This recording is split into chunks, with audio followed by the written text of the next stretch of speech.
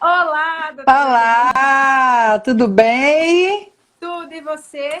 Tudo Que ótimo. honra, hein? Tá Agora de aqui. volta aí, Gui.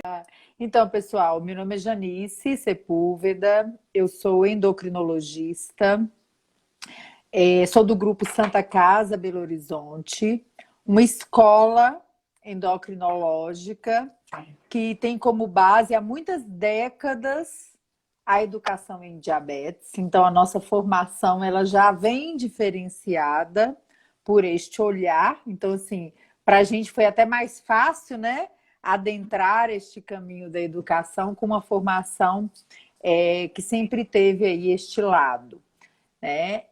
Eu sou docente e pesquisadora do grupo Santa Casa BH, do nosso Instituto de Ensino e Pesquisa, em linhas de pesquisa de educação em diabetes, Maravilha. né? Então a gente trabalha com tecnologia, com programas educacionais, com desenvolvimento de materiais educacionais.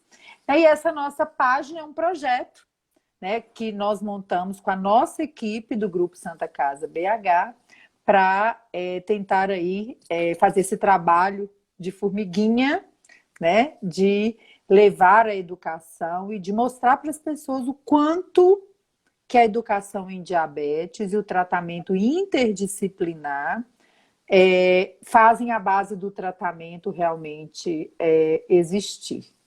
Então é isso. Ai, que delícia. Olha, esse papo é para umas 10 lives, né? Ô, põe live nisso.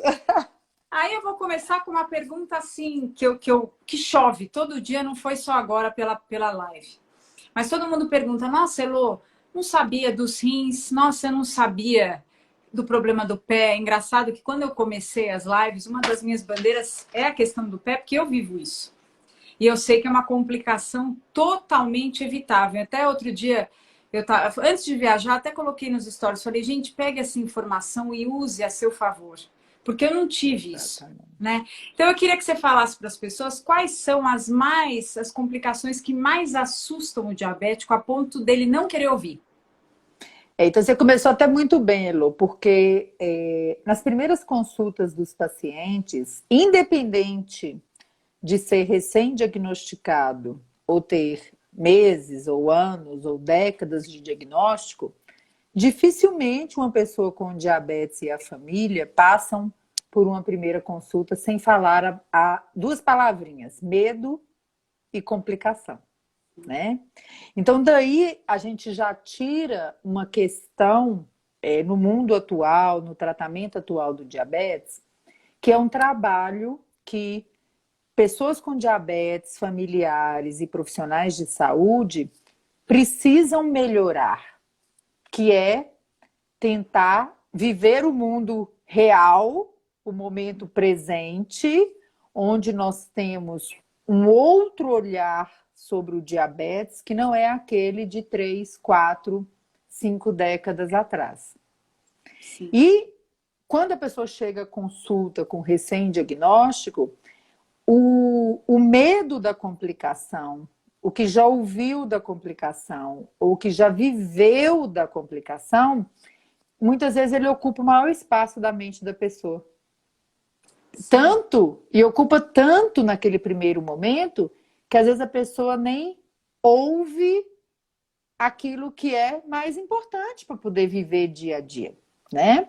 Sim. E quando a gente fala de complicação, então, a primeira mensagem que a gente precisa deixar para todo mundo é que complicação hoje é diferente de complicação de 30, 40, 50, 100 anos atrás, quando a insulina foi descoberta, né? É muito diferente.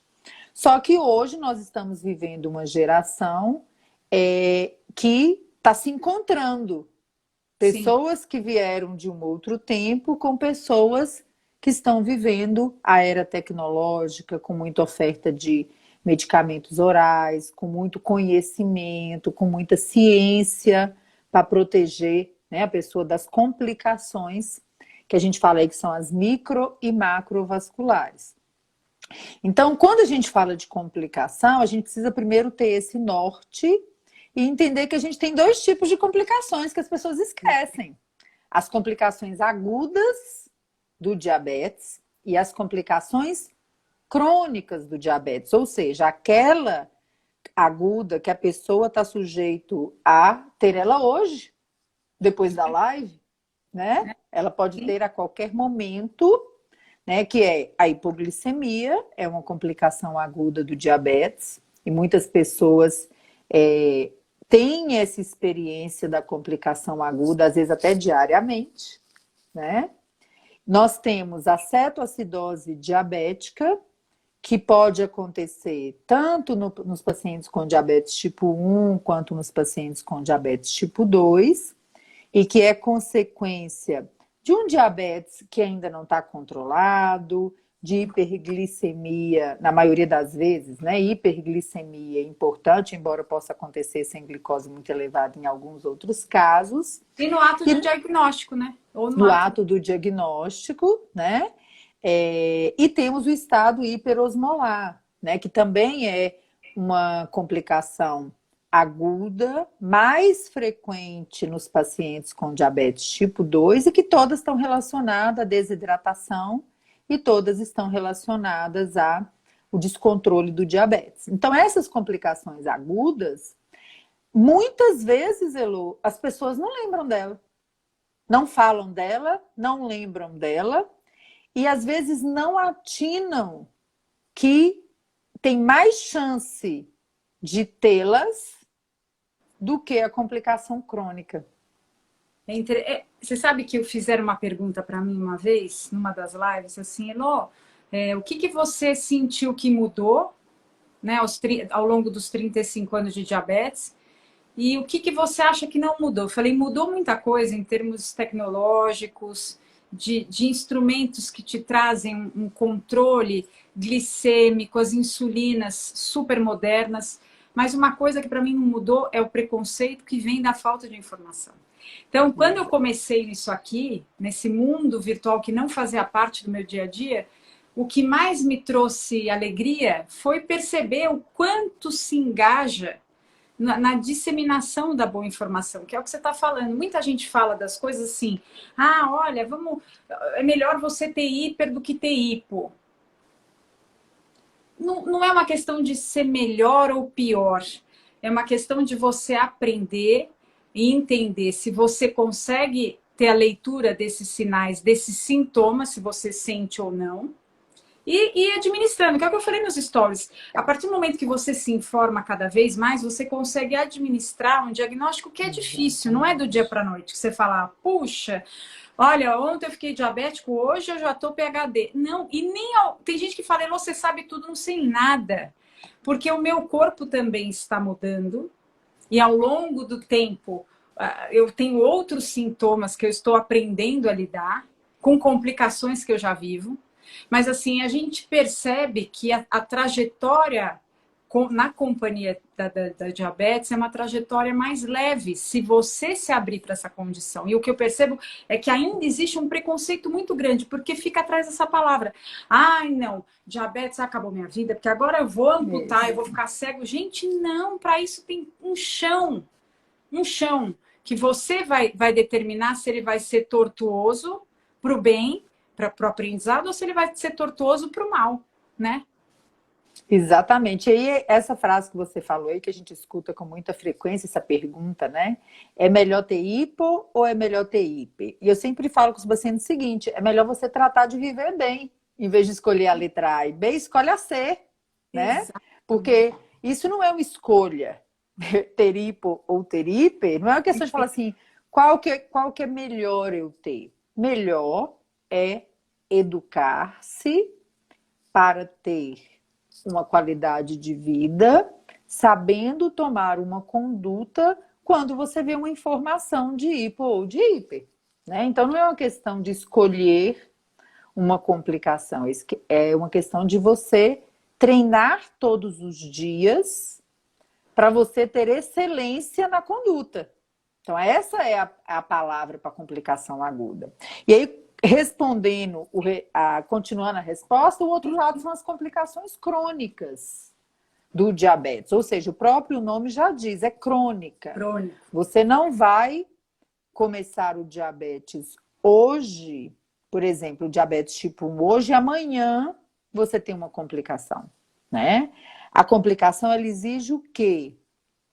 Tempo de diabetes não controlado. Não, sabe que você falou uma coisa muito interessante? Tem muita gente que eu sei que pensa quando eu falo do meu pé. Então, eu já ouvi gente falar assim: ah, mas você está pagando o preço. Tô, mas um preço que na época não era consciente. Porque na minha época, em São Paulo, eu não vou falar nomes de médicos, porque isso não vem ao caso, mas tinha um médico que tratava de diabetes infantil e que a hemoglobina glicada era 13,8. Então, agora, posso culpar alguém? É o que eu falei até num vídeo que eu fiz outro dia. Eu não choro pelas minhas perdas. Eu celebro os aprendizados que eu ainda tenho oportunidade de colocar na prática. Meu pé está aqui. Agora, o que, que eu vou fazer com o pé comprometido que eu tenho hoje? Quanto mais eu conheço da condição, quanto mais eu controlo essa questão da hipo, da hiper. Porque a gente sabe que o tempo da diabetes, para algumas pessoas, ela pode se transformar em complicações. Eu lembro que eu ouvi num congresso que eu fui, aí você até me disse se é verdade ou não, mas o médico falou assim, às vezes a pessoa tem uma hemoglobina glicada mais alta, não está sempre abaixo de 7 ou a 7, vai, está 7,5, 7,8, mas ela não vivencia a complicação porque a oscilação diária da glicemia não é tão prejudicial quanto aquela pessoa que tem a hemoglobina glicada aqui, ótima, 6,3, e tem o hipo, eu fico no tempo-alvo, mas o meu tempo que sai do alvo na hipo é muito maior do que na hiper. Então, o que eu falo para as pessoas é que a gente tem que tentar encontrar um meio termo sem se ater tanto em números. Não que eles não sejam importantes, mas é o que você falou, e não é entre A e B. Por que, que aquele A é bom e o B não é? Por que, que o seu caminho não vai ser o bom? Porque a gente passa por fases na vida onde nem sempre a gente consegue ter aquela glicemia maravilhosa. Eu lembro na época que eu virei adolescente, que eu menstruei. Eu menstruei, hormônio, você está se desenvolvendo, está crescendo, mulher ainda. Então, tudo era muito difícil de administrar. E cada um, dentro da sua realidade, tem... Eu brinco que a gente faz um malabarismo, né? O que, que eu vou fazer agora? Meu Deus, mas eu fazia isso, dava certo, hoje não dá. Eu acho que é muito viver o dia a dia. Hoje as pessoas brincaram. Pô, primeira vez que eu vejo você no Rios dançando. Eu falei, porque a gente tem que tirar o melhor de cada dia. O melhor. Exatamente. E aí você falou uma coisa muito importante, Elô, que acho que as pessoas têm que parar um pouco para pensar, até para poder conduzir melhor a sua vida e gerenciar o seu diabetes. Por quê? Ninguém paga preço de complicação. Por quê? Porque ninguém escolhe ter uma complicação. Não é uma escolha ter uma complicação. Então, são vários fatores que estão envolvidos quando uma complicação acontece. Então, quando o paciente fala isso no consultório, quando eu escuto algum colega, algum parente falando, eu até arrepio. Porque eu sempre pergunto para a pessoa de volta: ah, peraí, deixa eu ver se eu entendi. Você parou sua vida, planejou ter uma complicação, enumerou tudo o que precisaria ser feito na ponta do lápis para complicar, foi lá e executou tudo na ponta do lápis. É isso que você está me dizendo. Então hoje você está pagando esse preço. Pelo amor de Deus, doutor, você está doida? Não foi isso que eu fiz, não. Então vou começar de novo. A empatia. São histórias. Não rotule, são histórias de vida. São histórias diferentes. Com nuances então, diferentes, né? Com exatamente. conhecimento diferente. Por mais que você tenha uma complicação do diabetes hoje, o que é importante a pessoa entender? Que cada diabetes, cada pessoa com diabetes tem uma história. Um pode ter diagnosticado há 50 anos atrás, quando o conhecimento era escasso, quando as opções terapêuticas eram escassas, quando o próprio preparo do profissional de saúde era inadequado, quando os estudos que mostraram a melhor forma de tratar o diabetes não existiam ainda. Então, como que você pode dizer para uma pessoa dessa que ela está pagando o preço de alguma coisa? Não é Mas possível. é a falta da informação, entende? Exatamente. Então, é importante... Que é muito importante, porque não é 2 mais 2 é igual a 4. Não é. Por exemplo, eu estava... Alguém me perguntou, já até anotei, porque é uma coisa que eu desconhecia. Olha que eu sou curiosa. Eu já tinha ouvido falar, mas eu não tinha ligado com diabetes. Alguém me perguntou sobre gastroparesia. E aí vou confessar que acendeu uma luzinha, porque eu tenho um problema desde sempre de intestino preso. Eu já fui para Ribeirão Preto ver a família da minha mãe, já fui parar no hospital porque eu estava constipada. E isso porque eu sou uma pessoa que como fibra demais, mas bebi água de menos. E aí eu fui pesquisar porque eu não sabia o que era. Então, se a gente for analisar pelo viés da complicação, a diabetes é uma doença assustadora. Mas se a gente pensar pelo lado da prevenção e tudo aquilo que está à nossa disposição hoje, que maravilha ter tratamento e poder ter acesso a tudo isso. Exatamente. Então, assim, mesmo do ponto de vista das pessoas que têm acesso às melhores opções de tratamento, que têm acesso financeiro para um melhor tratamento, de qualquer ponto de vista, ainda assim existem fatores envolvidos no dia a dia do diabetes, principalmente aí, né, os fatores emocionais, que vão comprometer o seu dia a dia e que podem, em médio e longo prazo, também impactar no seu risco de ter diabetes. Mas, gente, não é pôr pano quente nas coisas, não é. É a gente colocar seus pingos nos is. Ninguém escolhe ter uma complicação. Então, ninguém está pagando preço de ter uma complicação, porque isso não é uma escolha, né? Isso não é uma escolha. Olha, fiquei feliz. Não, porque para Ilô, paciente, uma pessoa que convive com diabetes, tem muita gente no começo que falava assim, mas você não devia falar sobre isso. Não, eu devo falar. Porque é um alerta que eu não tive. É um alerta de falar, gente, vocês têm que olhar para os pés, que a gente esquece. E olha que eu tenho ouvido muitas podólogas falando, Elô, isso não é só do diabético, é da pessoa comum. As pessoas não olham, toma banho e tá lá, ele tá lá. E você só vai se dar conta na hora que alguma coisa acontecer. Então é interessante, porque eu cheguei a ouvir, puxa, você fala de coisa feia. Eu falo, não falo de coisa feia, eu falo de coisa necessária. Mas é uma resistência que a gente tem que todo dia tentar. Olha, escuta o que eu estou falando. É num outro viés, é um viés de você tomar consciência do que você pode fazer para não chegar lá. Justamente nisso que você chega com medo na primeira consulta. Exatamente. E aí tem um ponto muito interessante que eu falo que é uma característica humana, né? O medo do desconhecido, né, gente? Porque o que é o medo? É uma sensação emocional daquilo que ainda não aconteceu. Isso é o medo. E ele pode e deve ser trabalhado na doença crônica, no caso o diabetes, com a realidade. A única forma que tem de trabalhar a realidade do medo da complicação é entender como que você pode chegar nela, né? Então, quando as pessoas entendem como que você pode chegar nela e elas se educam, o que elas estão fazendo? Elas estão aumentando a distância entre onde você está e onde você tem medo de chegar. Então, eu acho que esse é o primeiro ponto. E o segundo, que é uma capacidade também maravilhosa, entre aspas, do ser humano, que é a questão de focar no negativo. Né? Focar na tragédia, focar no negativo, focar... É difícil, né? É difícil. Então, mas a gente precisa trabalhar. trabalhar. Por quê?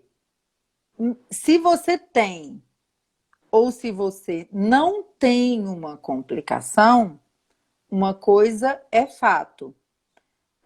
Tudo que você fizer pondo como foco a sua saúde e não a sua complicação, vai te deixar mais longe de outras complicações ou vai te deixar mais perto de estabilizar a complicação que você já tem. E, por incrível que pareça, depois que a pessoa desenvolve uma complicação, muita gente joga a toalha para o diabetes. E aí o seu caminho fica mais tortuoso.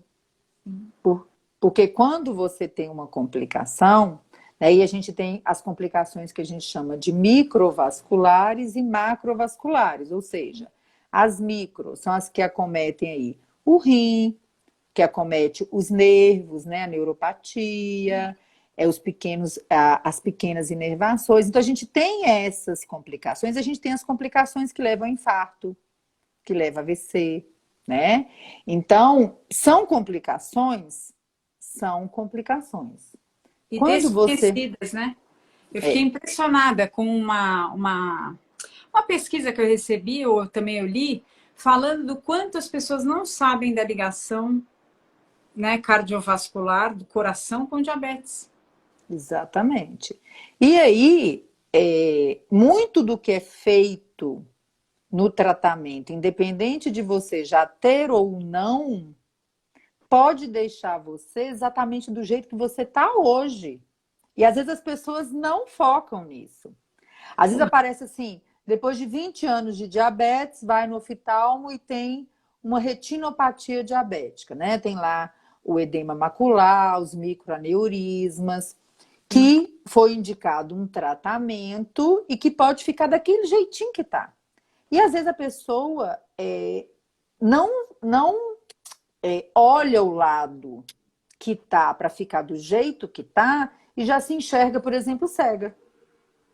Eu tive retinopatia diabética com 21 anos. Fiz laser, acho que fiz 8 em cada vista, não lembro mais, mas a vista mais acometida era a esquerda.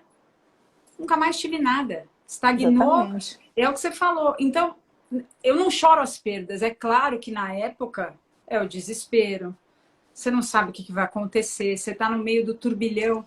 Mas enxergar isso como um aprendizado, uma possibilidade de você melhorar no seu tratamento, na maneira como você lidar, porque eu ainda acredito muito na questão emocional, né? Muita gente, é o que você falou, muita gente joga a toalha.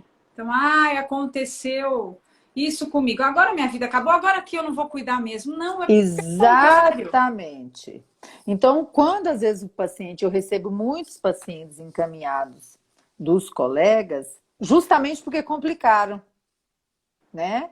Ou porque vão começar uma insulinoterapia no diabetes tipo 2, etc. E tal. Aí a pessoa chega e fala assim, doutora, apareceu uma retinopatia e agora eu tô danado, tô perdido. Eu falo assim, moço, olha o outro lado, essa complicação que você tem estabilizada pode ser justo o que você estava precisando para organizar a sua vida e o seu tratamento, porque aí você tem chance de não ter mais nenhuma, né? Mas, infelizmente, muitas pessoas, às vezes, diagnosticam todas juntas, né? Tem uma neuropatia, tem uma retinopatia, já tem uma nefropatia, às vezes já tem uma cardiopatia, mas mesmo nesta situação, ou em qualquer outra nesse percurso, focar na sua saúde é a ferramenta que a gente tem para ficar do jeito que a gente está. Então, às vezes, eu até olho para o paciente e falo assim, o engraçado, você está aqui, você está conversando, você está enxergando, você veio andando, você não está aqui saindo correndo para fazer um tratamento, uma cirurgia, uma coisa assim. Então, peraí, não vamos focar em ficar do jeito que está aqui para melhor. Por quê? Né? Em qualquer situação, isso é importante. E um outro lado que às vezes as pessoas têm dificuldade para entender, além dos fatores que estão envolvidos, é que no momento que uma complicação aparece, é justo neste momento que, se você não tiver com o apoio da sua equipe de saúde muito de perto, está na hora de você intensificar e não abandonar porque complicou. Porque é nessa hora que vai sim precisar de mais consulta. Vai sim precisar de mais ajuste. E a parte emocional, quando uma complicação surge, ela não pode ficar em segundo plano, o tratamento dela. Por quê? Porque o emocional ele pesa muito na hora do diagnóstico de uma complicação. E pesa tanto que às vezes impede a pessoa de agarrar num tratamento, né? E as pessoas, na hora que fala que tem uma complicação, elas falam assim, não, então agora é que eu não vou mesmo cuidar da minha saúde mental, porque eu Isso, tenho agora, tanta agora consulta, chega. eu Não tem tenho mais tanta jeito. consulta para fazer, eu tenho tanto médico para ir, eu tenho tanto procedimento no olho para fazer, eu tenho tanto isso, eu tenho tanto aquilo, e você ainda quer que eu comece a fazer uma terapia? Não, gente, é justo nessa hora que você precisa, porque sua mente tem que começar a comandar seu corpo para você andar. Porque senão você acaba jogando a toalha, né? Então é muito importante que essa clareza, né, aconteça, porque complicação não é final de vida, né? Complicação você tem como manuseá-la, tratar quando ela já apareceu. Mas falar sobre o risco é importante para a clareza de como que você vai prevenir. E não para você se ameaçar. Porque tem gente que usa a complicação como ameaça. Sim, Para sua sim. esposa, para o seu marido, para o seu E filho. como justificativa para fazer tudo, porque agora eu já estou com. Meu caso é perdido mesmo, então eu vou fazer o que for. Mas uma coisa que eu vou te perguntar para colocar uma. Tem muitas perguntas na live, gente. Peraí, deixa eu até. Teve alguém que me perguntou desde quando eu faço hemoglobina glicada. Não me lembro. No começo não era, não tinha, acho que hemoglobina glicada 35 anos Tinha atrás. nada, Não tinha, não. tinha nada, né? Mas temos Não hoje, tinha. gente. Olha que Exatamente. beleza. Mas sabe o que eu queria te perguntar? Porque eu já falei isso para você, não é rasgando seda. Quem tinha me falado de você foi a Ju, mãe do Davi. E o seu trabalho para mim é maravilhoso, porque é aquilo que eu mais acredito. E nós estamos começando. Desculpa, mas eu sou otimista, mas eu sou realista. Estamos começando, nós estamos engatinhando, mas que bom que estamos. Porque eu conto todas as vezes os meus cases quando eu vou para o hospital, quando eu vou fazer uma consulta, quando eu topo com um profissional da saúde, e você percebe que a pessoa não é que ela não sabe porque ela não quer. Ela não teve capacitação para isso. Então, ela vê na oportunidade de você conversar com ela, dela aprender. Mas quando você encontra um profissional da saúde que seja humilde para falar, poxa, me conta mais, porque eu não sabia. Poxa, tudo bem se você não sabe. É melhor você falar que não sabe e perguntar do que você tratar alguém com uma condição da qual você desconhece. E aí, a pergunta da live é: o que a complicação diz sobre a história da diabetes? Aí eu quero que você fale o que tem por trás disso, porque eu acho que tem muito, tanto do paciente, quanto da relação paciente com profissional de saúde. Porque eu vou te falar, pasme, eu vejo vários, eu tive o ano passado, não vou também falar nome, mas de uma médica super conceituada que foi atender uma grande amiga minha que estava grávida, teve diabetes gestacional e deu insulina para ela. Ela quase perdeu o bebê. E a pessoa se intitula especialista em diabetes gestacional, que eu falo assim, você quer se especializar? Ótimo, mas busque informação. O que eu acho é que as pessoas se colocam num patamar acima do nosso, porque médico é uma autoridade para o paciente. Os meus médicos são as pessoas que mais eu me apoio no momento de desespero. Porque eu quero dele um afago, uma explicação. Mas eu sinto que muita gente utiliza esse patamar para ameaçar.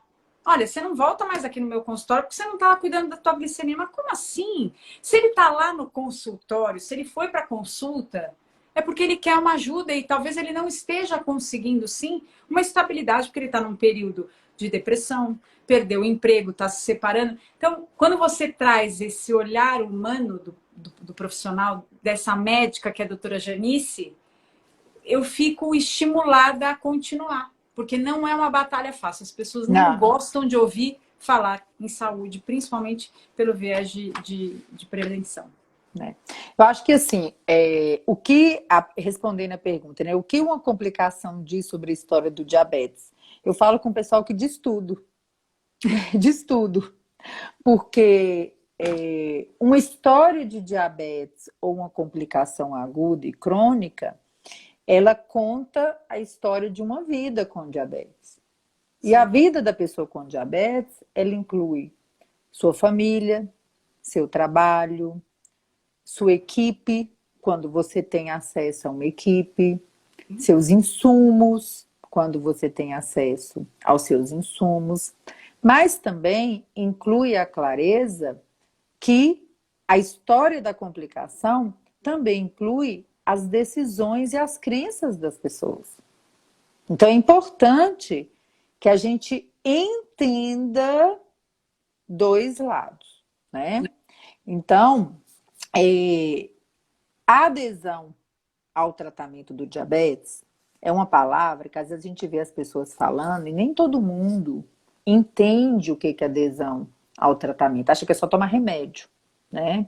E a adesão ao tratamento, gente, ela inclui o seu emocional, o local onde você consulta, o acolhimento da sua equipe de saúde, a possibilidade sequer de ter uma equipe de saúde, que a maioria das pessoas com diabetes no Brasil nem equipe de saúde tem. Ela tem nem endócrino. Ela tem endócrino. Exatamente, ela tem male, quando tem muita sorte, ela tem um médico. Ela tem um médico. É o que muitas vezes ela tem. Ela inclui ter acesso aos insumos que você precisa. A maioria da população brasileira com diabetes pode até ter acesso ao insumo, mas não ao insumo que você necessita.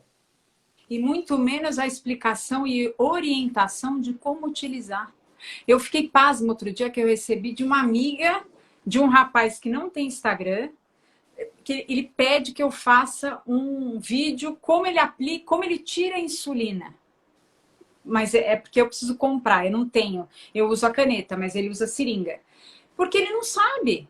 Então, é interessante, é a mesma história do filme. Você chega ali no balcão do SUS, ou de onde você for tirar os seus insumos, ele te dá o pacote e fala, vai para casa, seja feliz. O que eu faço com isso? Se eu não tiver educação em como tratar, para que cada insumo serve, aquilo lá, na verdade, é um desserviço para ele. Exatamente. Então, assim, em tudo que... E tem o lado, né, a questão da adesão ao tratamento, ele também tem o lado do paciente. E muitas vezes, quando uma complicação surge, até com uma forma de se proteger, às vezes o paciente, mentalmente, ele tira o corpo de dentro do tratamento e a mente, né? Porque é uma forma de proteção emocional, a culpa ser totalmente da outra pessoa. Não só na complicação, mas também no dia a dia do tratamento. Então, o que eu quero dizer com isso, na verdade? Que muitas vezes, e é uma coisa que a gente bate muito na educação em diabetes, que é a linguagem no diabetes. A forma como você fala. Porque tem gente que fala de qualquer jeito, né? São coisas diferentes, né? Tem gente que fala de qualquer jeito. Tem gente que fala a coisa certa da maneira forma errada. E nem sempre a gente acerta, né? Nem sempre a gente acerta. Agora, algumas coisas são muito importantes no dia a dia do tratamento do diabetes. E as pessoas às vezes não entendem que quem tem diabetes também tem direito às suas escolhas. Até que ponto você quer chegar no tratamento, na dedicação, no esforço, até que ponto você quer chegar? Né? Porque isso também tem que ser compartilhado com o paciente. Por exemplo, para ser mais clara, eu tenho muitos pacientes no consultório que, entre o limite medicamentoso e a hemoglobina glicada, dentro dos parâmetros que os estudos recomendam, existe, às vezes, 0,5% na glicada, 0,3% na glicada. Que às vezes você mexe daqui, rebola dali, arruma dali, vai para ali, e aquele 0,3 ele sai da alçada da equipe de saúde. Sem dúvida.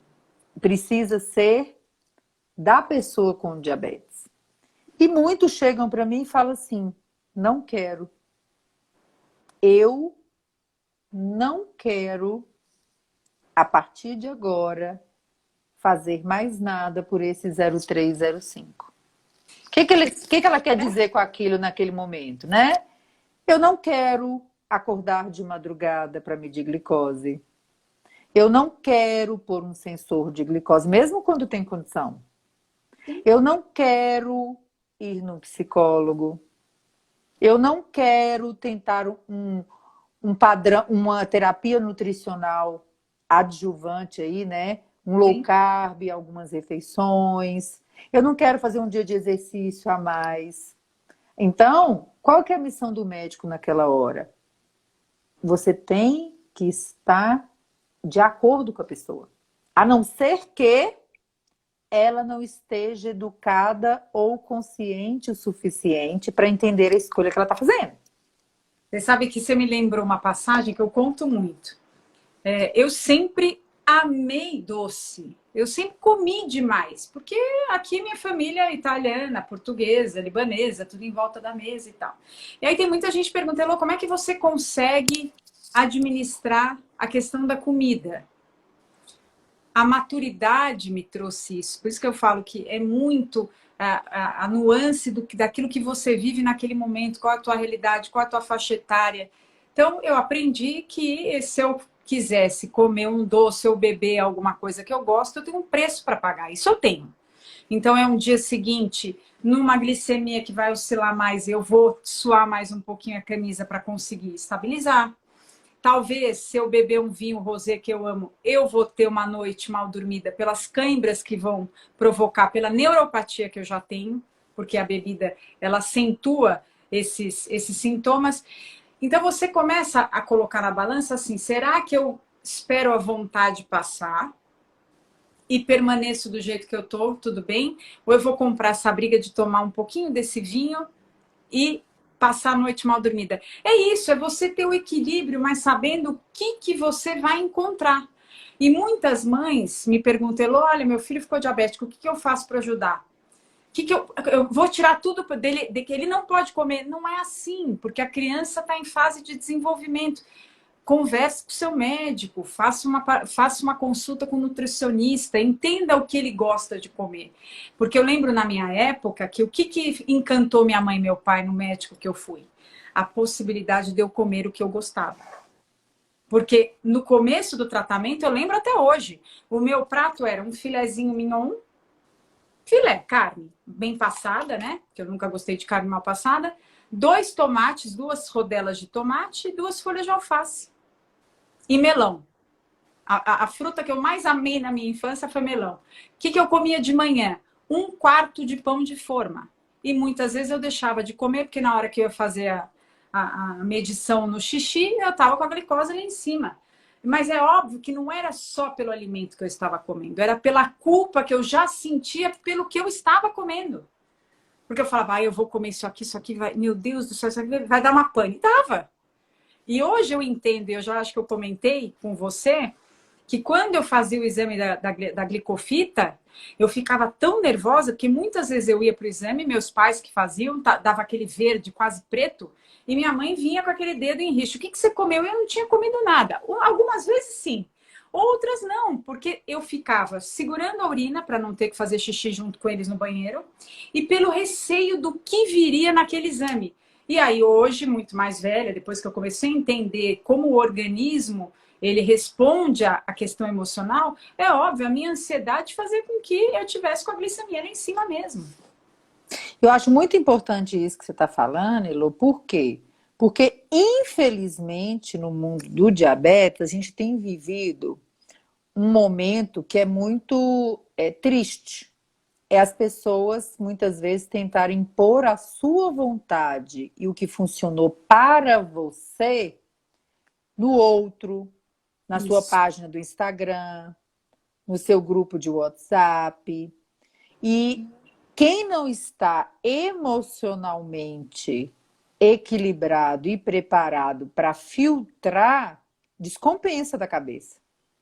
E hoje isso é uma coisa que me preocupa muito, viu, Janice? Eu comento com várias pessoas, eu tenho muito cuidado naquilo que eu falo. Porque é isso, eu acho que eu brinco, eu coloco o meu unicórnio quando eu acho, mas eu também coloco a minha glicemia de 247 e falo, olha, não sei, tô aqui, talvez eu tenha comido alguma coisa. Eu tento mostrar para as pessoas que essa diabetes cor-de-rosa 24 horas não existe, porque está causando um grande problema, que eu quero uma live falando sobre depressão em jovens adolescentes que não estão sabendo lidar nem com o diagnóstico e de repente vê uma moçadinha aí só com glicemia boa. Eu falo a mesma coisa da foto. Quem que não gosta de postar uma foto bonita? Eu não vou postar foto que eu tô com o olho mais baixo que o outro, que eu tô inchada. Mas a vida é essa. Se a gente está aqui para inspirar ou para compartilhar, porque eu acho que compartilhar é somar, eu divido, mas aprendo mais do que eu possa passar. Todo dia eu saio com alguma coisa diferente. Mas é esse cuidado de falar, gente, olha, a vida é essa. Tá ruim hoje? Pô, vamos ver o que você errou. Se não errou, tenha fé que amanhã vai ser melhor. Eu acho que a gente tem que ter consciência que estamos fazendo o nosso melhor, dentro da nossa realidade, de acordo com o tratamento que nós temos, porque é isso. O que adianta? Eu falei já, eu fiz a brincadeira da marquinha, não sei se você viu, da marquinha doce, né? Eu falei, pô, vou fazer da marquinha porque eu tô queimada, eu vou fazer, ó, marquinha doce, não é marquinha de sol. E aí uma mãe comentou, puxa, adoraria que meu filho tivesse condição. Aquilo foi um soco, porque eu falei, entenda, me desculpa se eu passei essa impressão para você, a marquinha é qualquer uma. Seja a marquinha da ponta do dedo, seja a marquinha de uma injeção que pegou um vasinho, seja a marquinha do seu sorriso, porque não precisa nem ser diabético, basta enxergar a vida com doçura. Exatamente. Porque você percebe que você acaba, e eu fui num rompante para brincar, e acabei negligenciando uma maioria que não tem acesso ao sensor. E eu acho que as pessoas também, o Elo, eu falo muito isso com os pacientes. Eu atendo SUS e eu atendo pacientes no meu consultório particular. Então, assim, eu transito por todos os serviços, né? Importante. Então, as pessoas precisam entender que a gente precisa fazer o nosso melhor com aquilo que a gente tem.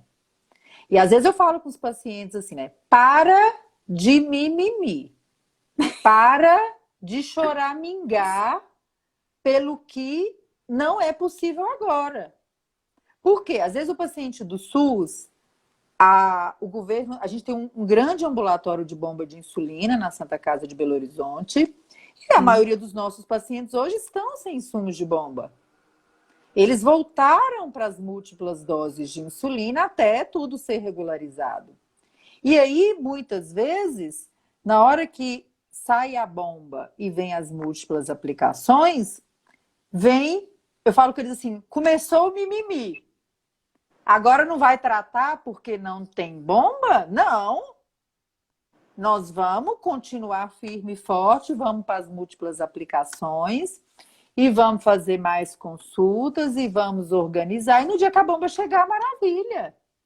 Né? E Então a gente precisa... entender que o tratamento, para ser bom, não necessariamente precisa da tecnologia de ponta.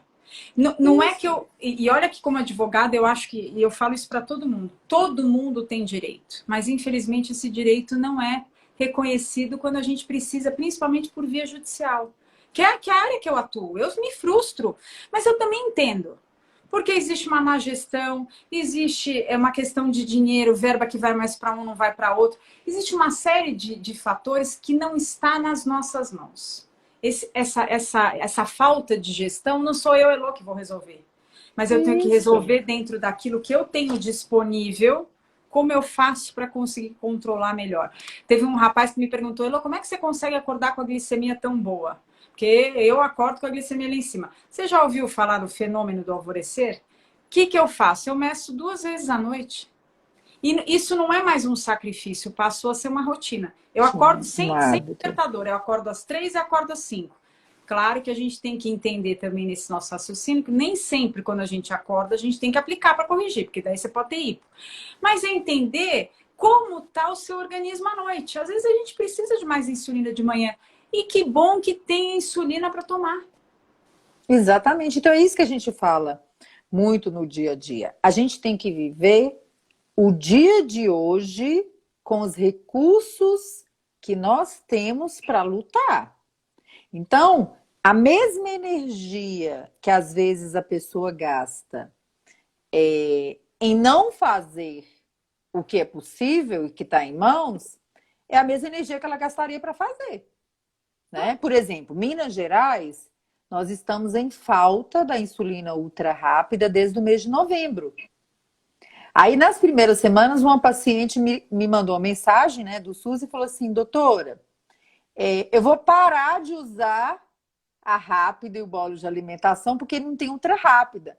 Aí, como eu conheço ela há uns 15 anos, eu falei assim, e o próximo passo é que eu vou quebrar a sua cara depois de 15 anos. Você me falou uma coisa dessa. Ela, kkk, sabia que você ia aprontar alguma. Claro que eu não vou deixar, já busquei minha regular no Claro. posto. Por quê? Porque é o que temos para hoje. Não pode comprar ultra rápida, usou regular durante décadas, cata de usar a sua regular o melhor possível, que vai funcionar. Vai fazer o seu melhor, né? É Então a gente isso. precisa entender isso na complicação. Ah, eu tenho uma complicação hoje, o que eu vou fazer de melhor para estabilizá-la e para não ter outras, né? E às vezes até casos mais graves, né? Sim. Por exemplo, nós temos muitos pacientes que a gente fala que são pré-dialíticos, que já têm uma função renal muito comprometida e estão a caminho da perda, né, da função renal, de uma hemodiálise. E às vezes a linha divisória são meses, semanas para você entrar no processo. E muitas vezes a pessoa chega para a gente e fala assim, eu não acredito, eu já tenho retinopatia, eu já tenho neuropatia, meu rim já não estava funcionando, eu já não estou me sentindo bem, agora eu vou para diálise. E aí eu entendo, é aquele conjunto, né? Que parece que você não vê Um uma futuro, luz uma luz no no final. fim do túnel. E aí vem aquele lado onde a gente precisa trabalhar a nossa mente para enfrentar a realidade. E às vezes a realidade não é uma realidade que você conhece, que você está acostumado. Então eu sempre falo para os pacientes o seguinte, faça uma pergunta para você. O que eu posso fazer agora para viver melhor com o que está na minha mão? E nesses casos, por exemplo, eu falo com os pacientes, você sabe como que a pessoa que é pré-dialítica se sente depois que a diálise começa? Aí a pessoa fala assim, ai, deve ser horrível, né, doutora? Porque fazer hemodiálise... mas você sabia que fisicamente fica melhor? A pessoa fica mais animada, a fadiga vai embora, né? A pessoa melhora da anemia. A pessoa chegando ali, muitas com diabetes tipo 1 passam a ser candidatas a transplante duplo. Muitos já vão entrar na lista de transplante renal. Ou seja, existe vida depois da diálise. É o seu olhar, que é a sua Isso. responsabilidade. Você tem esta capacidade de transformar o seu olhar. Sabe que isso era uma coisa até que eu ia fazer um vídeo, mas vou confessar aqui. Nessa viagem que nós fizemos, eu fiz um vídeo subindo a escada de pedra no meio da... O meu problema maior não foi a questão da instabilidade do meu pé esquerdo. O que mais me afetou nessa viagem foi a falta de fôlego para subir os degraus da escada. Aí eu fiz uma promessa. Ela falei, Heloísa, para de se boicotar e de arrumar desculpa todos os dias que você não tem condição, que eu não tenho tempo para fazer meia hora de caminhada, nem que eu faça na bicicleta que meu marido deu. Porque o que está acontecendo é que eu estou experimentando algo que eu não gostaria. Eu não consigo acompanhar minhas filhas. Eu tenho 40 anos a mais do que a minha primeira. 42 em relação à minha segunda. O que está na minha mão fazer hoje? Eu preciso me disciplinar e parar de me boicotar todo dia. Então, não adianta eu querer chorar. Ai, meu Deus, eu não consegui. Pô, foi duro. Foi duro. Porque eu tenho um pé que não, né? Uma escada toda irregular. Mas o que eu posso fazer para uma próxima vez eu estar melhor? E essa melhora é para toda a minha jornada, que eu espero que seja longa ainda. Porque a gente sabe que não é só para o diabético, a atividade física Pra precisa. vida. Para a gente ter estrutura para encarar a velhice de uma melhor forma. Para o seu corpo estar preparado para te sustentar, porque ela vai chegar. E é engraçado que às vezes o paciente fala assim no consultório, né? Ah, e o exercício? Eu pergunto assim, e o que tá fazendo de exercício físico e tal? Ah, doutor, eu não tenho tempo, não. Eu falo assim, eu também não. Ah, eu trabalho muito. Eu falo assim, Também. eu também trabalho muito. Eu vou te falar, eu conheço poucas pessoas que trabalham o que eu trabalho. De 5 da manhã até 11h30, meia-noite, eu tô acordada com a mesma cara. Ah, doutora, porque eu tenho muito compromisso, porque tem muita ligação de WhatsApp. Vixe, eu também. Qual que é a diferença entre nós dois? Que eu acordo uma hora mais cedo e faço o que eu preciso fazer. Isso. E aí, você para de sofrer, né? Eu falo que é uma frase que eu sempre falo para mim. Faça o que precisa ser feito. Porque quando você coloca essa mentalidade, faça o que precisa ser feito. Daqui a pouco você começa a gostar do que precisa ser feito. Daqui a pouco você começa a amar o resultado daquilo que você fez porque precisava ser feito. Agora, se você não se mover, você não vai começar nada, E né? essa paixão, esse gostar, vem do hábito. Vem Ninguém do gosta. fazer. Vem Se do você não fazer, fizer né? nunca, Ai, olha, eu adorava macarrão, eu adorava comer tudo carboidrato. Hoje eu aprendi a amar o que eu como. Salada, sempre, grelhado. Imagina se mais isso. nova eu gostava. Fruta, não como fritura, porque a gente aprende, o hábito faz, mas você tem que estar pronto para isso, né? Ó, minhas Isso. amigas panteras que ajudam o Davi e a Rose estão falando, bora caminhar. A gente tem que fazer uma ligação, cada uma fazendo uma coisa, uma caminhando, eu na bicicleta.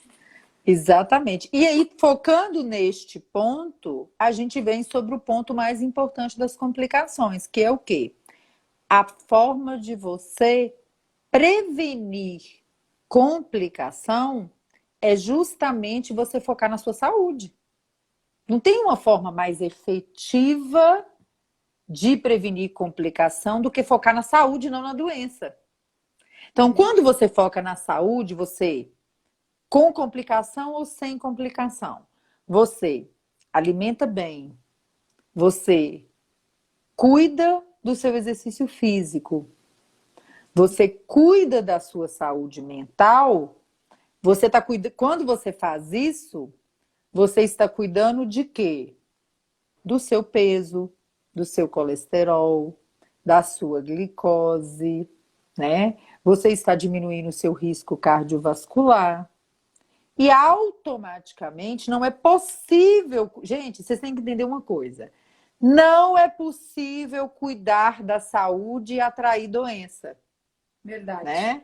É verdade. importante a gente ter essa matemática. Ah, mas eu já tenho diabetes, como é que eu não vou atrair doença? Não, vamos mudar a frase. Não é possível cuidar da saúde tendo diabetes e atrair mais doenças, É isso aí. né? Por quê? Porque quando você faz isso, você está diminuindo a chance, você está modificando o que pode ser modificável. Então, você está prevenindo. E é E da quando a sua gente. responsabilidade. É Isso.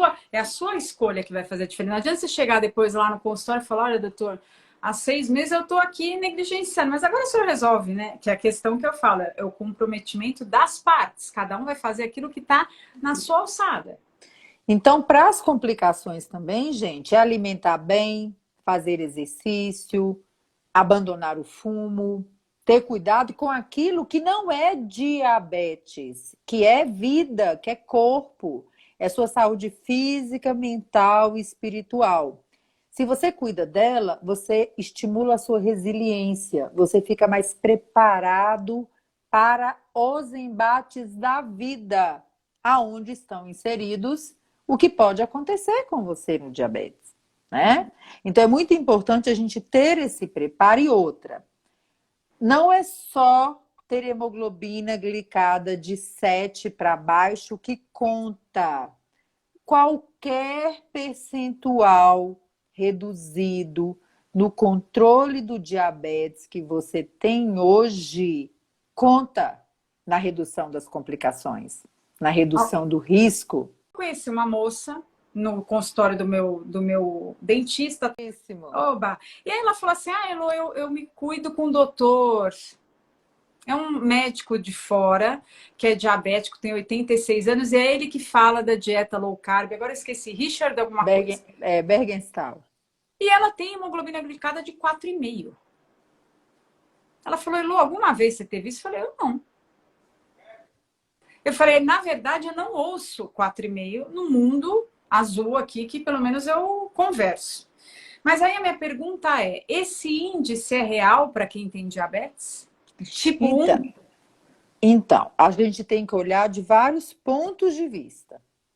Primeira coisa, nós temos evidências científicas de que de menor do que 7, para alguns estudos, para algumas idades, menor que 6,5% é o valor que vai te proteger.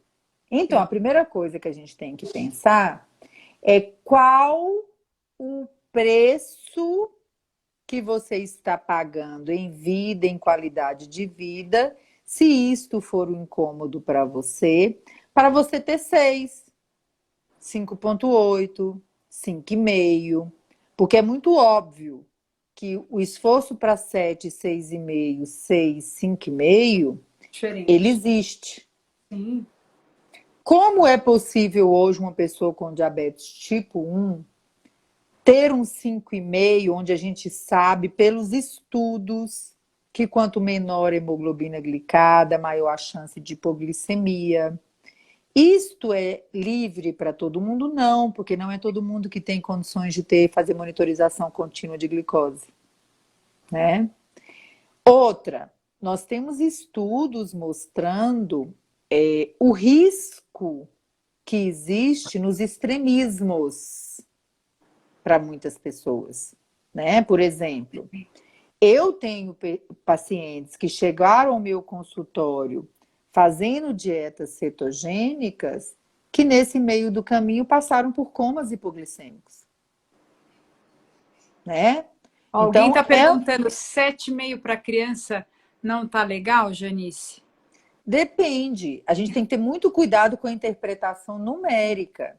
Depende da história dessa criança, do tratamento que ela está fazendo, do que ela está usando. O que a ADA diz? Até 7,5 é possível. É desejável? É desejável menor do que 7 pela SPAD, que é a Associação de Pediatria. Então, depende do que você está usando, depende da sua história. Por exemplo, 7,5 para uma família orientada, com monitorização contínua, usando insulinas análogas, eu acho que pode melhorar, dependendo de como a família está. Agora, 7,5 para uma família desestruturada. Por exemplo, eu tenho muitos casos, pais divorciados, que não se alinham no tratamento do diabetes. Isso. Adolescente com depressão, com ansiedade generalizada. É maravilhoso 7,5. Então, gente, tem que ter muito cuidado. Então, tem que ter muito cuidado com a dieta cetogênica. Não é questão de você... Tem que separar, né? Primeiro tem que separar. Low carb, de cetogênica. No carb, né? Zero carb, são coisas diferentes. Evidências científicas para os benefícios depende da faixa etária, depende de como você está fazendo, né? Então, eu acho que as pessoas têm que ter muito cuidado na interpretação, na bandeira que você levanta. Então, a Se Cris, que é diabética, está falando aqui. A minha é 6.0, sou DM1 há 35 anos, mesmo tempo que eu, e raramente tenho hipo. Sou completamente diferente. É o que eu Exatamente. falo. A minha preocupação, e que você fala bastante, é isso. É de que forma eu coloco o meu tratamento e a minha vida. Porque a minha vida é uma, a minha família, a estrutura que eu tenho é outra, o insumo que eu uso é X, o insumo que eu uso, que a outra usa é Y. Uma vez eu fiz uma live com uma pediatra que chama doutora Paula Preste, aqui de São Paulo, que ela é uma graça. E ela até me deve, ela falou, Elô, eu vou te mandar um estudo de um país micro na Europa, onde as pessoas só usam NPH. E todos eles conseguem controlar. Para entender o quê? Entender que é isso, a gente não pode sempre querer o tratamento que não está, infelizmente, ainda ao nosso alcance. E aí você tocou num ponto muito importante, Lô. Muitas pessoas, você sabe que às vezes eu sou de uma clínica de endócrino muito grande.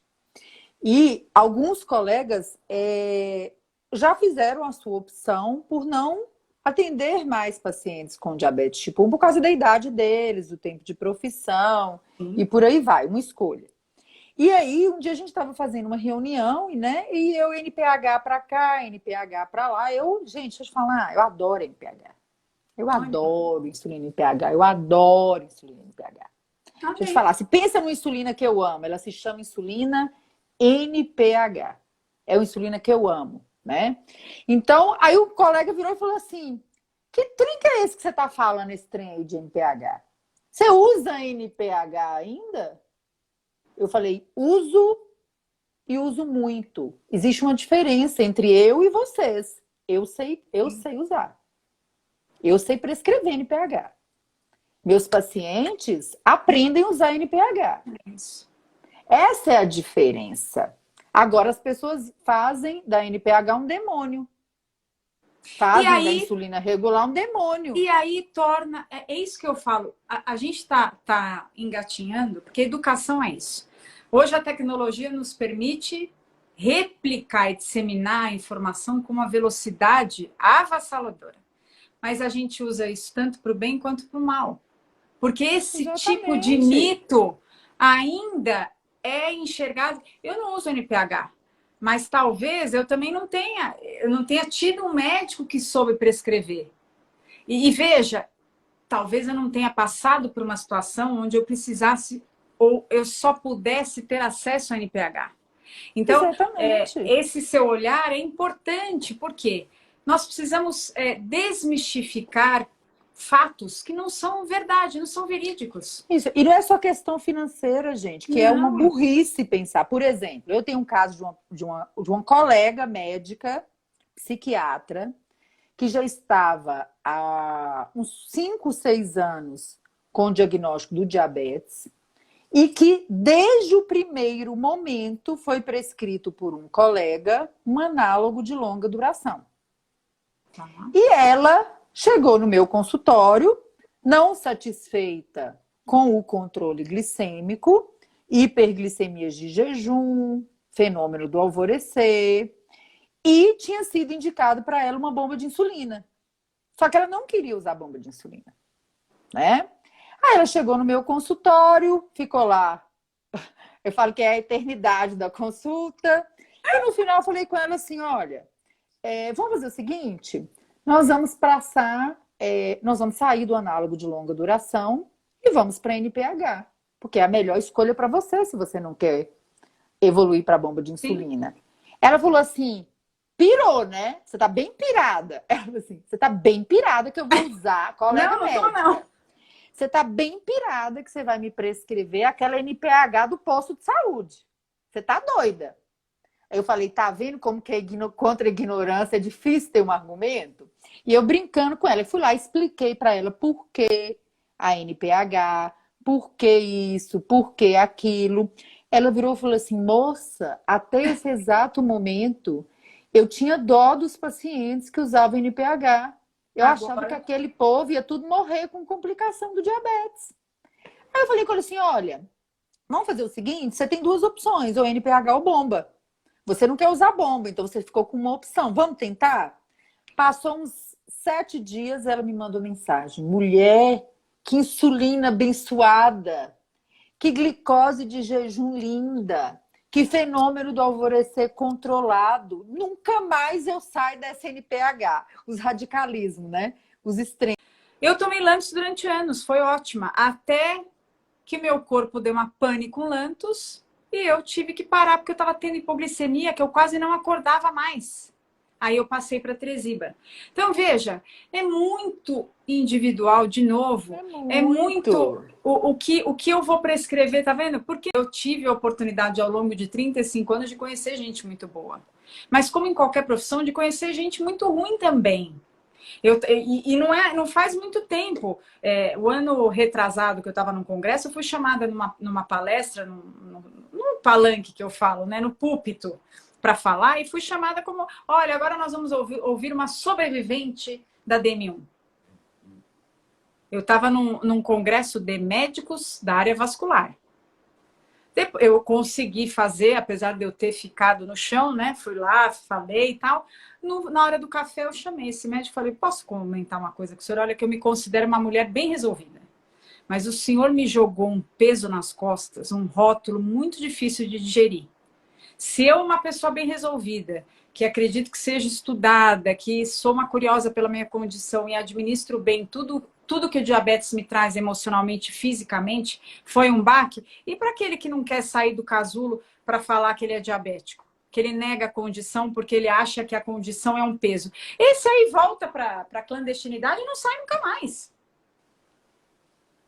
Exatamente. E outra, por exemplo, que as pessoas têm que entender no universo, né? Eu falo que é no universo. Muito cuidado. Eu falo isso hoje.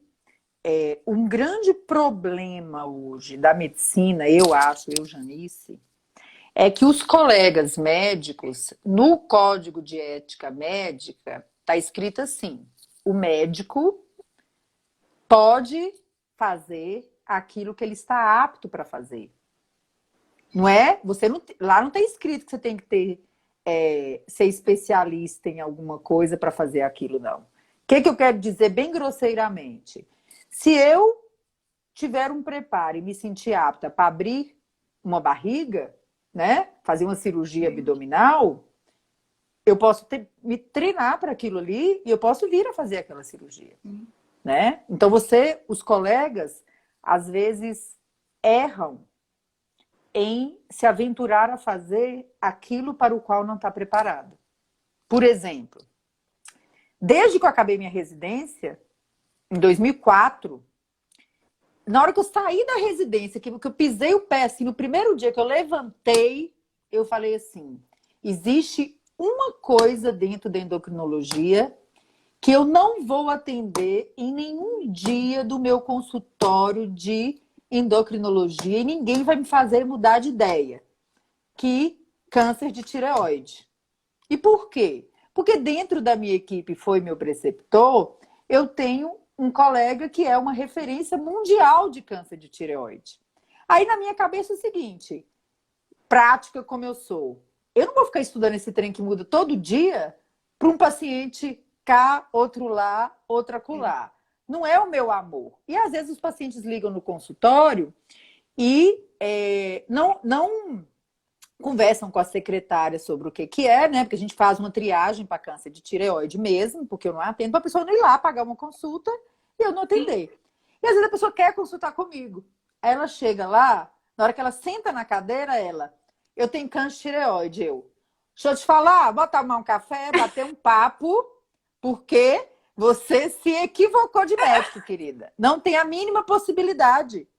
Tô te devolvendo seu dinheiro, vamos bater um papo, já que você está aqui. Vou te explicar para quem que eu vou te encaminhar. Ou seja, você não pode fazer uma coisa que você não está apto para fazer. E quando você não está apto, você tem que ter uma escolha. Ou você aprende, ou você não faz. É humildade. É humildade de falar. Pessoas... É como eu sou advogada. A pessoa vem e fala: olha, eu quero que você faça uma ação trabalhista. Não tenho condição de fazer. Não estou capacitada. Não estou. Porque a minha área é isso.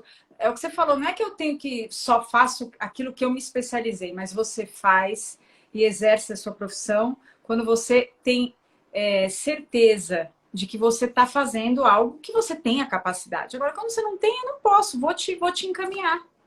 Isso. Então, quando, gente, a gente. Eu até vejo muito aqui na internet, eu fico morrendo de rir o pessoal falando assim: ah, meu médico falou que ia estudar meu caso. Aí a pessoa acha esquisito. Eu falo assim, gente, mal sabe essa pessoa que ela devia ajoelhar e rezar para essa criatura. Porque a maioria absoluta não vai estudar seu caso, vai fazer sem saber mesmo. Entendeu? Então, quando a pessoa fala que vai estudar, você ganhou na loteria.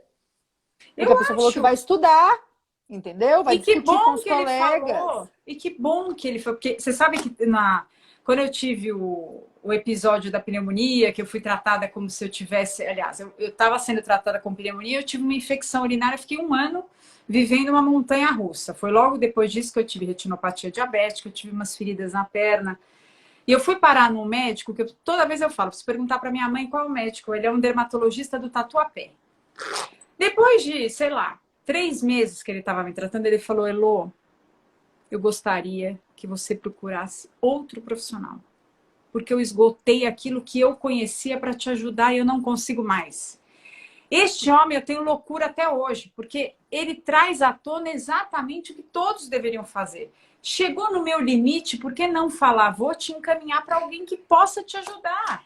Gente, não é só quando você não é especialista. Hoje, por Não. exemplo, no ambulatório da Santa Casa, o residente chegou para discutir um caso de uma paciente que estava no ambulatório pela primeira vez. Aí ele começou.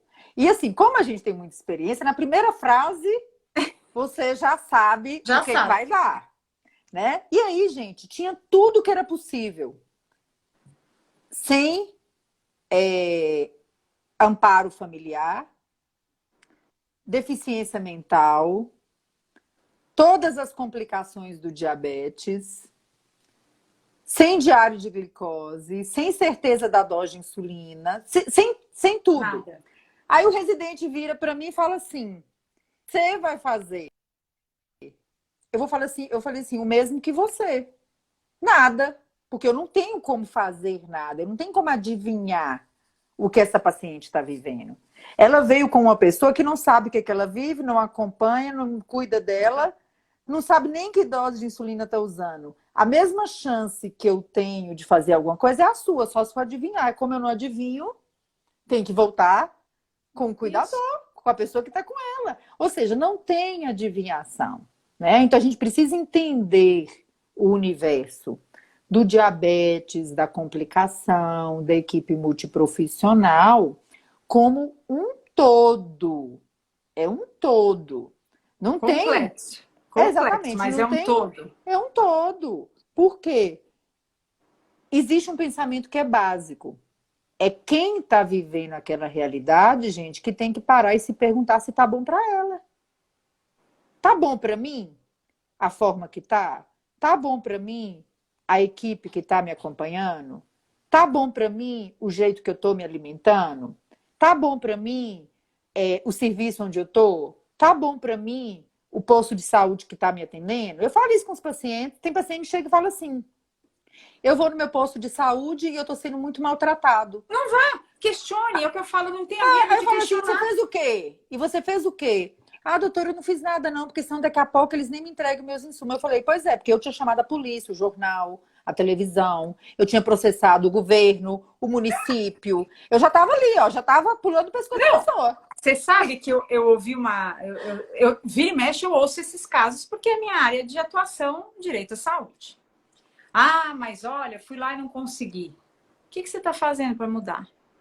É um caminho trabalhoso. Dá trabalho colocar a boca no trombone, dá trabalho ir lá todo dia e falar: olha, tem gente que não tem essa condição, mas você tem que utilizar os seus instrumentos de cidadão para conseguir atingir aquilo que você quer. Que é isso, chegar e só reclamar e não tá mudando o seu comportamento para mudar uma realidade que tá te incomodando, não adianta, então não reclama, nem fala, nem Oi, Lu. conta. E eu tenho, e assim, as pessoas precisam entender isso de uma forma. E eu tenho um caso muito engraçado que aconteceu comigo. Eu tenho um irmão que mora comigo, que tem esquizofrenia, E o medicamento que ele usa é fornecido pelo governo, né, pela farmácia. E se quando falta, é difícil até de comprar a dose, porque você tem que ficar quicando em farmácia, cada farmácia tem uma caixa, né? Porque é caro, etc e tal. Sim. Aí todo mês eu pego esse remédio há 19 anos. Eu pego ele, né? Quando não tem, eu vou quicando até chegar, né? De farmácia em farmácia. Sim. Aí um dia eu fui pegar esse medicamento.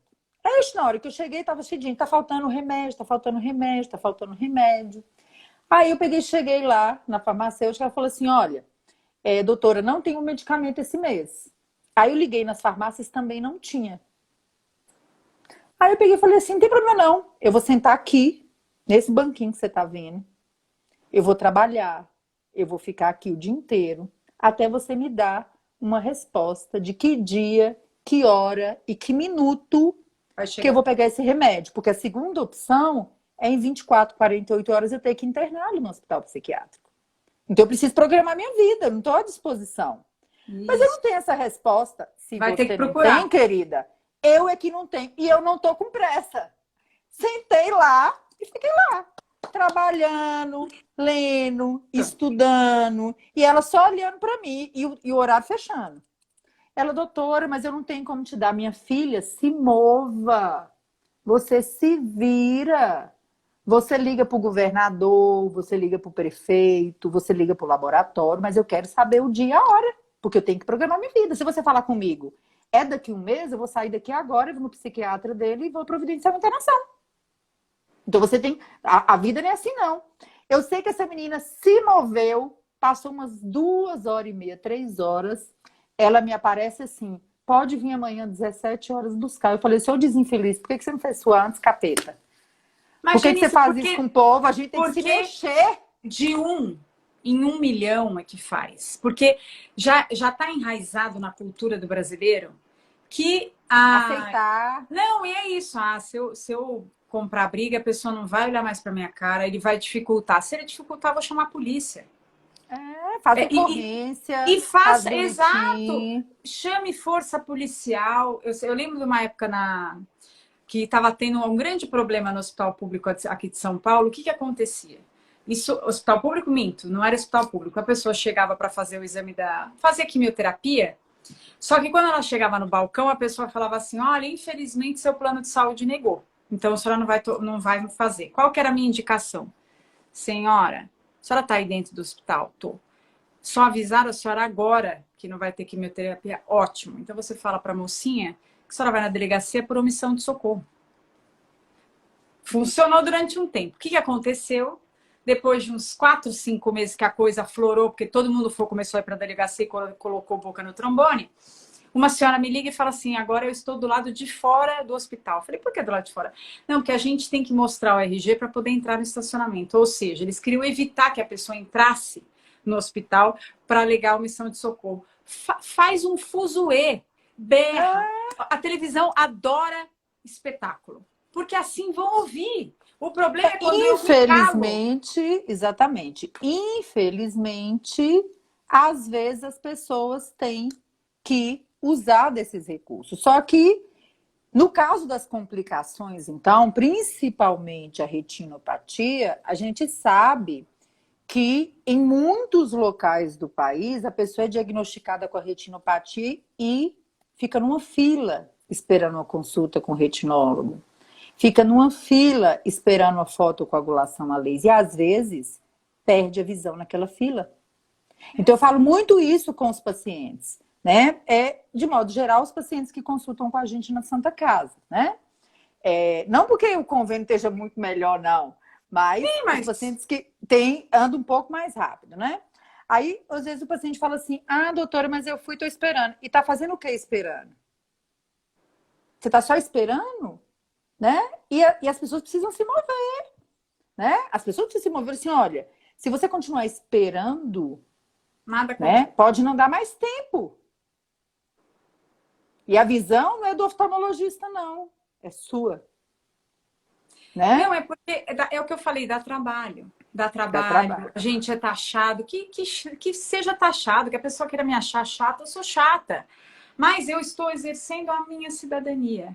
o meu direito de ser ouvida, o meu direito de ser atendida. Eu estava vendo tem uma menina também que é diabética, eu estava reclamando justamente disso. Ela teve um agendamento de um exame, ela está tratando do glaucoma, chegou lá, o aparelho estava quebrado. Marcaram para 15 dias. Ela chegou de novo, o aparelho está quebrado. Ela falou, o que eu faço? Chama a televisão, faz o que for. Mas é isso, tem que fazer. Voltar para casa e esperar, você está sendo conivente com um sistema corrupto, Exatamente. falho, e que acaba se valendo dessa morosidade para não agir. Porque é isso, falou para a pessoa, olha, não vai ter medicação. Eu garanto que vários saíram do lado do posto, estavam já indo fazer vaquinha para comprar. E quem não tem condição de fazer vaquinha? Você tem que falar. Exatamente. Então, outra coisa, por exemplo, em relação a complicações, a questão dos pés. Claro que a gente está vivendo uma época de pandemia, distanciamento e, de modo geral, os exames de rastreamento não estão sendo feitos, né? Por causa da aparelhagem, da limpeza, Sim. enfim.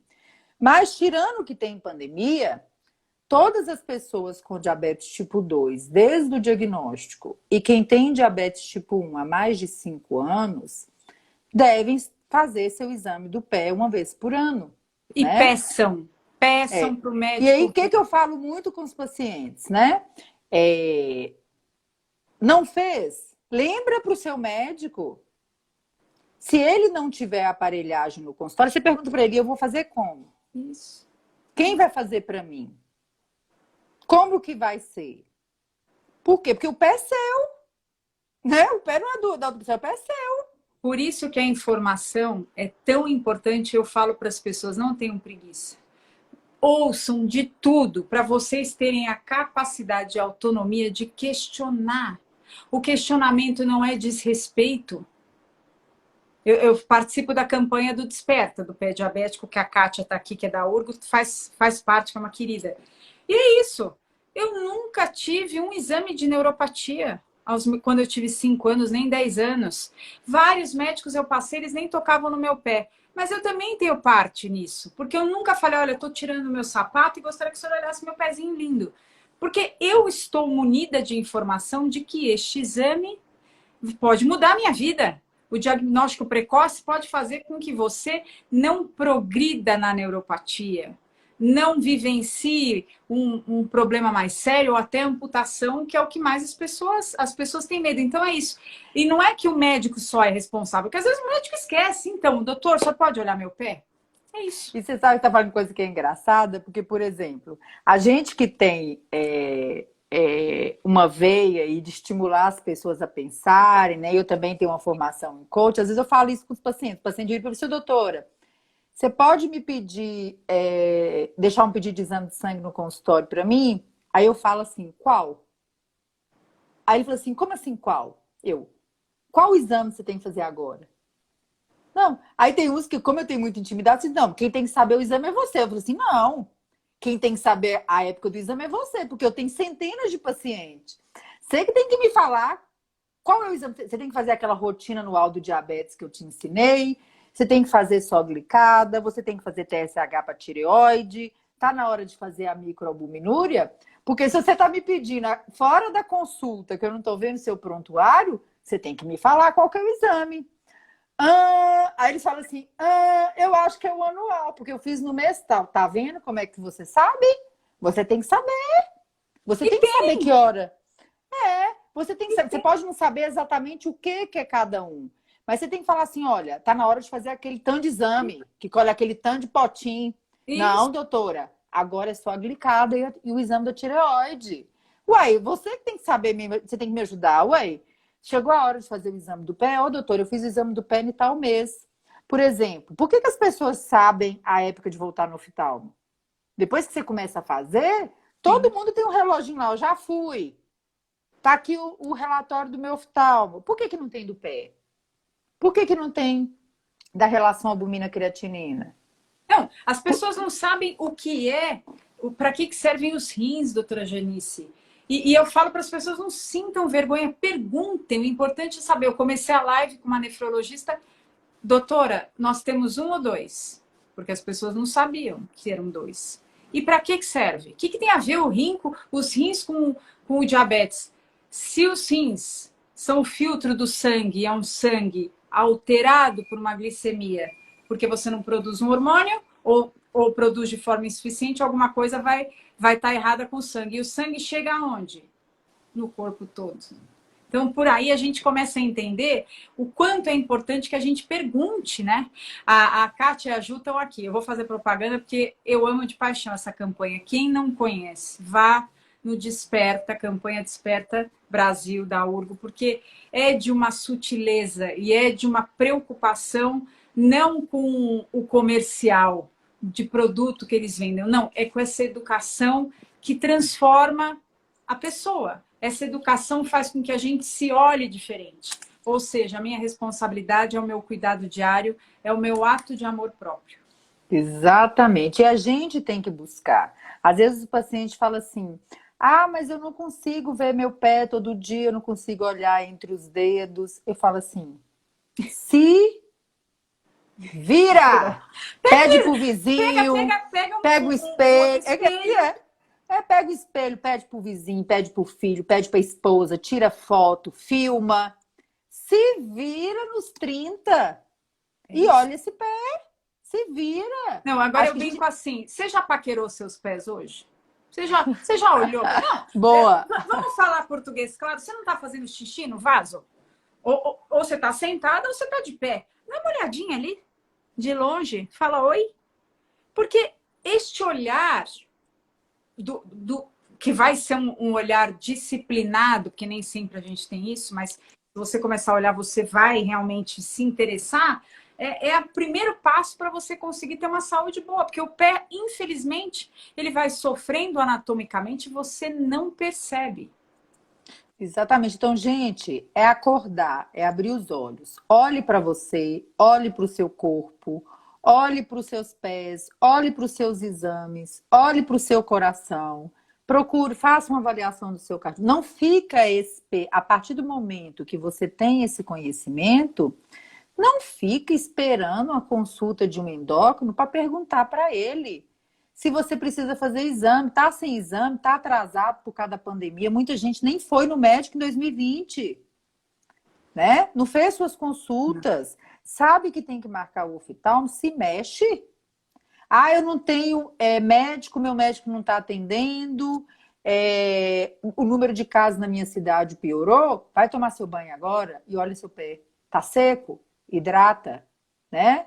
Tome água. Tá com dúvida? Entra na internet, vai no site da Sociedade Brasileira, lê tudo lá que tem de pé, se move, porque se você se mover, com certeza seu risco de complicação diminui. Às vezes chega a pessoa lá no consultório com o pé todo marcado, com calo, ressecado. Eu falei assim: doutora, porque é a primeira consulta que eu tô aqui com a senhora, mas ninguém nunca perguntou do meu pé. Mas precisa? Esse sapato apertado, deve estar doendo. Você tá com calo, o pé tá ressecado. Você precisa de médico, não? É para olhar pro seu pé. Vamos acordar, né? Vamos mover. E um outro detalhe importante. Existe uma cultura brasileira, não é só brasileira, não. De todo mundo. É a questão da beleza com a saúde. Eu já vivi isso, né? Eu vou num sapato lindo, aquele que é famosésimo, que a sola é vermelha, Labotin. Puta, aquilo lá não cabe no nosso pé, gente. E é isso que vai acontecer. Tortura. É uma tortura. Isso é tortura. Então, será que vale o quê? A saúde dos nossos pés, porque a gente depende deles para algo primordial, nossa locomoção. O direito de ir e vir só é exercido através dos nossos pés. Exatamente. O mesmo tempo que se gasta abrindo a boca para falar que vai complicar, perder a visão, perder as pernas, perder o rim, a mesma energia que você gasta para isso está ocupando o lugar da energia que você poderia estar gastando entrando no site de uma sociedade, lendo sobre o assunto de forma clara, olhando nos seus exames se você fez. Sem medo de ler. Leia. Olhando o pé, vendo se não tem uma micose. Gente, viu que o pé tá branco entre os dedos, que tá coçando? Você precisa de alguma... Você tá vendo que seu corpo não tá bem, procura uma ajuda. Informa seu médico, né? Então, são muitas das complicações, principalmente As amputações, né, de membros inferiores, elas são preveníveis com cuidado, com olhar minucioso, diário, o acompanhamento de perto, né? Não é só ter uma glicada melhor, né? É tudo, é o tudo, é o que eu sempre falo com o povo. Foca na saúde e não na complicação, que você vai resolver a maioria dos seus problemas, né? E vive o hoje. Porque Vive o senão hoje. você vive uma expectativa de algo que pode acontecer, que você nem sabe, mas você vive essa ânsia de que, ai meu Deus, a complicação vai chegar. Ai, eu já tô sentindo, direto eu ouço isso. De Aí não gente tem que nem fala. energia aqui, aí não tem nem mais energia para cuidar da saúde, alimentar bem, fazer um exercício, porque a energia foi toda embora no desgaste emocional desnecessário. Eu sei que é difícil, mas é uma disciplina e se a gente não consegue ter esse raciocínio lógico, procure ajuda. Eu estou aqui batalhando por um centro de referência de diabetes em São Paulo. Estou aqui mexendo meus pauzinhos. Estou vendo. A gente ouve muita coisa de político, mas enfim, gente que entendeu a seriedade do negócio, até porque diabetes, mesmo antes da pandemia, tomou um holofote porque é um problema mundial, né? Todos os países sabem que toda a tributação que se arrecada do cidadão, se for investida só em diabetes, não dá conta. Então, alguma coisa vai ter que mudar. Então, a gente tem que aproveitar isso para ter centros, pelo menos centros que consigam encaminhar, porque o que a gente mais ouve de histórias é isso. A pessoa também vai no posto e fala, olha, preciso cuidar aqui do meu pé diabético. Não, aqui não tem, porque a pandemia foi suspenso isso. O próprio governo, não só o governo, mas vários hospitais acabaram deixando de lado esse atendimento, que não tem como deixar, porque não dá para esperar. De um dia para o outro, a coisa floresce. O que eu sempre falo, né, Lô, assim, para a gente finalizar aqui, como médica principalmente, né, eu falo com o pessoal, desapega sua energia do diabetes de remédio, né? Isso. E eu posso falar isso com muita clareza, por quê? Porque na área de diabetes, talvez eu seja uma das maiores prescritoras de tudo que tem de diabetes, né? E então eu posso falar com clareza, se não tiver educação, não adianta remédio nenhum, não tem valor de remédio que vá resolver seu problema como um todo. Claro que você usa uma estatina, você vai diminuir seu risco cardiovascular. Você usa uma insulina, você vai melhorar a sua glicose, mas eu estou falando Do todo. no todo, né? É importante você focar as suas energias em aprender a gerenciar a doença que você tem. É você com você a maior parte da sua vida e com seu diabetes. É isso. Então, se você não aprender isso, não tem remédio, não tem médico, não tem plano de saúde, não tem processo judicial, não tem nada nesse planeta que vá resolver as suas questões, né? Então, foquem nisso quando vocês pensarem em complicação. Foca na saúde, foca no gerenciamento do diabetes, foca em aprender, porque é o caminho mais claro e menos tortuoso que você vai encontrar pela frente. Janice, obrigada mais uma vez. Muito obrigada, querido. Um beijo. Beijo a todos. Beijo, Beijo, pessoal. Janice, obrigada. Bom descanso, Tchauzinho. gente. Beijo, tchau.